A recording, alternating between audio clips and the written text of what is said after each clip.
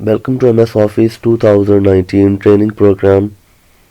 Students, आज के इस लेक्चर में हम बात करेंगे फार्मूला और फंक्शंस की इम्प्लीमेंटेशन के ऊपर कि किस तरह से जो है फार्मूलाज एक्चुअली वर्क करते हैं वर्कशीट के अंदर, और फंक्शंस को हम कैसे यूज़ करते हैं और उनका यूज़ क्या है।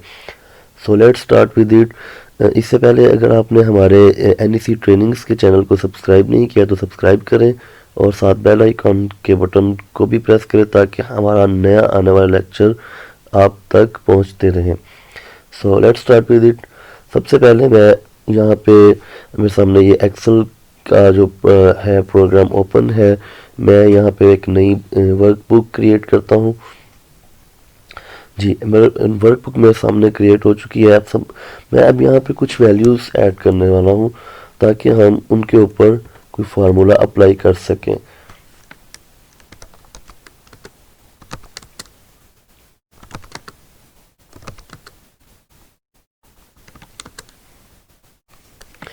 मेरे पास ये 5 वैल्यूज़ यहाँ पे ऐड हो चुकी हैं। अब इस जे कॉलम के अंदर रो नंबर 3 में मैं यहाँ पे एक फार्मूला ऐड करूँगा। अब सपोज हमें इन 5 वैल्यूज़ को ऐड करना है तो वो हम किस तरह से ऐड करेंगे बाय यूजिंग फार्मूला। तो फार्मूला स्टार्ट करने का जो तरीका है, सबसे पहले हम इक्वल साइन ऐड करते हैं, उसके बाद पैरेंथेसिस स्टार्ट। अब मुझे इसको वैल्यूज़ इंसर्ट करनी है इसके अंदर, जो वैल्यूज़ मैं ऐड करना चाह रहा हूँ। तो वैल्यूज़ ऐड करने के 2 तरीके हैं।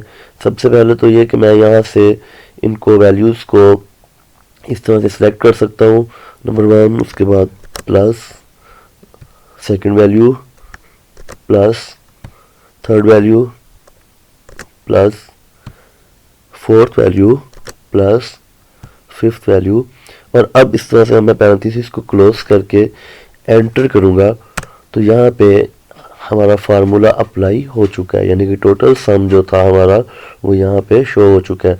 अगर आपने इस फार्मूला को देखना तो यहाँ पे आपको फार्मूला बार के अंदर ये हमें सारे का सारा फार्मूला जो है नज़र आ रहा है, यानी कि जो जो वैल्यूज़ हमने इसके अंदर इंक्लूड करवा दी हुई हैं।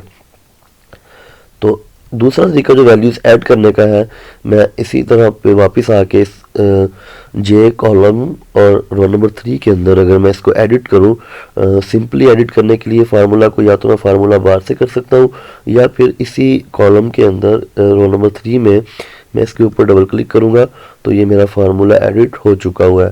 मैं एक दफ़ा बैक स्पेस करता हूँ इसको, हर चीज़ को रिमूव करने के लिए। अब सिंपली मैं यहाँ पे हर सेल का रेफरेंस यूज़ करूँगा, जिस तरह से मैंने पहले सेल सेलेक्ट किया था। लेकिन स्टूडेंट्स, ये तरीका थोड़ा सा डिफ़िकल्ट है क्योंकि मुझे हर कॉलम का एड्रेस जो है एक्चुअल पता होना चाहिए, जिसको मैं यहाँ पे अपने इस फार्मूला में इंक्लूड करना चाहता हूँ। तो इसके निस्बत जो पहला तरीका हमने यूज़ किया वो ज़्यादा बेहतर था, क्योंकि उसमें हमने जस्ट सिंपली कॉलम्स को सिलेक्ट करना है, सेल्स को सिलेक्ट करना है और एंटर प्रेस कर देना है। सिंपली हमारा फार्मूला अप्लाई हो जाएगा उस तरह से। तो ये थोड़ा सा तरीका मुश्किल है, लेकिन सिर्फ मैंने आपको बताने के लिए कि हम इस तरह से भी अपनी वैल्यूज़ को ऐड कर सकते हैं। आपने देखा कि हमारे रिज़ल्ट में कोई फ़र्क नहीं पड़ा, लेकिन मुझे वैल्यूज़ जो सेल की वैल्यूज़ थी बाय सेल रेफरेंस बोले तो जो हर सेल का एक यूनिक एड्रेस हमने बात की थी कि हर सेल का यूनिक एड्रेस होता है, वो एड्रेस लिख के मुझे खुद से वैल्यू ऐड करना पड़ी है। तो लेकिन जो फर्स्ट मेथड है जिसमें हम सिंपल सेल्स को सिलेक्ट करते हैं वो ज़्यादा बेटर है। वो करने के बाद हमने इसको एंटर प्रेस कर देना और हमारा ये जो रिज़ल्ट है हमारे सामने शो हो चुका है। इसी तरह से इसी वैल्यूज़ के ऊपर हम कोई और एक्सप्रेशन अप्लाई करते हैं। सपोज मैं पहली 2 वैल्यूज़ को सब्सट्रैक्ट करना चाह रहा हूँ। सिंपली इक्वल का sign, parenthesis start, value 1 minus value 2, parenthesis close, और सिंपली अब एंटर प्रेस कर देंगे तो हमारा रिज़ल्ट यहाँ पे हमें शो हो जाएगा। मैं कुछ और वैल्यूज़ ऐड करता हूँ और उनको उसके ऊपर हम फार्मूला अप्लाई करने की कोशिश करते हैं। मेरे पास 3 वैल्यूज़ हैं, मैं इन 3 वैल्यूज़ की एवरेज फाइंड करना चाह रहा हूँ। तो सिंपली मैं इक्वल पैरेंथेसिस स्टार्ट, तो एक एवरेज के लिए हमें मालूम होना चाहिए कि एवरेज का एक्चुअली जो है फार्मूला क्या बनता है। तो सबसे पहले हम वैल्यूज़ को ऐड करते हैं।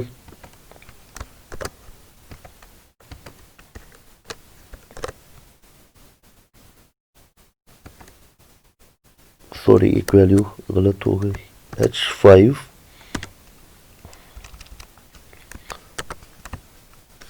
I5 वैल्यूज़ को ऐड किया। उसके बाद जितनी वैल्यूज़ हैं उससे हम इसको डिवाइड कर देंगे उस नंबर से। तो 3 वैल्यूज़ हैं, मैं इसको 3 से डिवाइड करता हूँ। ये हमारे पास इन 3 नंबर्स की एवरेज आ चुकी है यहाँ पे 21.6। अच्छा, ये तो था यूज़ ऑफ फार्मूला। अब हमने देखना है कि किस तरह से यही काम हम बाय यूजिंग फंक्शन कर सकते हैं, चूँकि हमारे पास कुछ बिल्ट इन फंक्शंस भी अवेलेबल हैं इसके अंदर। बिल्ट इन बोले तो जो चीज़ ऑलरेडी किसी भी सॉफ्टवेयर के अंदर अवेलेबल होती है उसको हम बिल्ट इन कहते हैं। तो इसको हमने पहले भी फार्मूला और फंक्शन में डिस्कस किया। तो यहाँ पे अब मैं फंक्शन अप्लाई करता हूँ जो कि बिल्ट इन हमारे पास अवेलेबल है एक्सेल के अंदर। तो स्टूडेंट्स, फंक्शन लिखने का भी वही तरीका है, लेकिन यहाँ पे थोड़ा सा जो चेंज आएगा वो ये है कि फंक्शन का हमें हर फंक्शन का नाम पहले से मालूम है। हमने सिंपली उस फंक्शन, जो भी फंक्शन हम जो काम करना चाह रहे हैं वो टाइप करेंगे और अपना रिजल्ट यहाँ से गेन कर लेंगे। तो स्टार्ट करते हैं हम, यहाँ से इक्वल साइन लिखेंगे। अब मैं अगर इनको सम करना चाह रहा हूँ तो सम के लिए हमारे पास, मैं सिंपली यहाँ पे सम टाइप करना शुरू करूँगा। एस, देखिए मैंने एस टाइप किया तो एक्सेल ने मुझे जितने भी एस से रिलेटेड फंक्शंस पहले से इसके अंदर मौजूद थे वो सारी लिस्ट शो करवा दी है। तो मुझे सम चाहिए, ये लिस्ट में हमें यहाँ पे सम भी नज़र आ गया। मैं इसके ऊपर डबल क्लिक करता हूँ तो अब वो मुझसे कह रहा है कि आप यहाँ पे अपने नंबर्स ऐड करें जो आपने ऐड करने हैं। देखें नंबर 1, नंबर 2, इसी तरह से। तो नंबर 1 इसमें ये है कि मैं पहले अगर तो मैं 2 नंबर ऐड करना चाह रहा हूँ तो मैं एक नंबर ये सिलेक्ट करूँगा, उसके बाद कॉमा, नंबर 2। अब मैं इसको कर देता हूँ क्लोज और प्रेस करूँगा एंटर। तो इसने इन दोनों का सम जो था वो मुझे यहाँ पे शो अप करवा दिया है। ठीक है, तो अब एक और तरीका है फंक्शन को, यानी कि फंक्शन के अंदर वैल्यूज़ को इंसर्ट करने का, जिसको हम रेंज कहते हैं, कि हमने वैल्यूज़ की एक रेंज अपने फंक्शन को इनपुट करनी है। इक्वल सम पैरेंथेसिस, रेंज का मतलब है कि कुछ एक दो से ज़्यादा हम वैल्यूज़ अपने फंक्शन के अंदर इनपुट करना चाह रहे हैं। ये अभी स्टार्टिंग पॉइंट ये है E3 से लेके जहाँ पे ये अभी 40 लिखा हुआ है और हमारा ये जो है एक्स सेल्फ सिलेक्टेड है, यहाँ से लेके हम यहाँ तक इसको वैल्यूज़ देंगे, इस कॉलम तक I3 तक 22 तक। तो मैंने पहला कॉलम सेलेक्ट किया, पहला सेल सेलेक्ट किया, उसके बाद मैंने आखिरी सेल शिफ्ट दबा के आखिरी सेल सेलेक्ट कर दिया। तो अब ये उसने हमारी 5 वैल्यूज़ एज अ इनपुट सम को दे दी। और देखें ज़रा तो स्टूडेंट्स कि E3 कॉलन I3, इस दफ़ा हमने कॉमा यूज़ नहीं किया, जस्ट मैंने जो इनिशियल सेल था और शिफ्ट दबा के जो हमारा लास्ट सेल था वो सिलेक्ट किया और हमारी जो वैल्यूज़ हैं सम को इनपुट हो चुकी हैं। अब मैं इसको क्लोज करके एंटर प्रेस करता हूँ तो हमारे पास देखें वही सेम रिज़ल्ट जो फार्मूला अप्लाई करने से आया था फंक्शन के अंदर भी आ चुका हुआ है।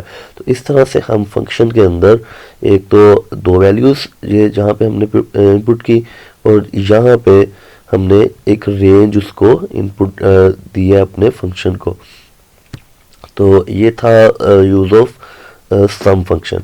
अब अगर हम बात करें सेकंड ऑपरेशन की जो हमने बाय यूजिंग फार्मूला परफॉर्म किया, उसके लिए भी हम फंक्शन यूज़ कर सकते हैं। सॉरी, अब फिर हमने इनको नंबर इनपुट करने हैं।